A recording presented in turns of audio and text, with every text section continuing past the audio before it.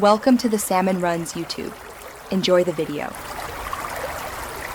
In this video, I will explain how to breakdance hand spin using an easy method. First, let's get ready. You'll want to find a smooth surface, like a polished floor or linoleum, to reduce friction and make spinning easier. Make sure you're wearing comfortable clothes that won't restrict your movement. And most importantly, take a few minutes to warm up your wrists and shoulders. This is crucial for preventing any strain or injury during your practice. We're aiming for a smooth, controlled spin. Now let's talk about hand placement, which is key for a successful hand spin. You'll want to place your dominant hand flat on the ground, with your fingers pointing just slightly forward. Keep a slight bend in your elbow. This isn't just for comfort, it helps absorb the impact and gives you more control.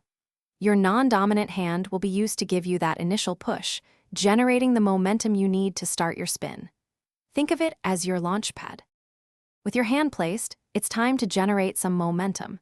Use your non-dominant hand and your legs to push off the ground, initiating your spin. As you push, quickly tuck your legs tightly towards your chest. This compact shape is essential for increasing your rotational speed, just like a figure skater. Keep your core engaged and your body tight throughout the entire movement to maintain balance and control your spin effectively. Aim for a smooth, continuous rotation. As you spin, remember to maintain that tight, compact body position. This is vital for keeping your momentum and achieving multiple rotations. Try to keep your eyes focused on a single point, which can significantly help with your balance and prevent dizziness. When you're ready to finish, gradually extend your legs and use your free hand to help you slow down and land smoothly. Practice makes perfect, so keep trying for those clean, controlled hand spins. Thanks for watching. Consider subscribing if we helped you.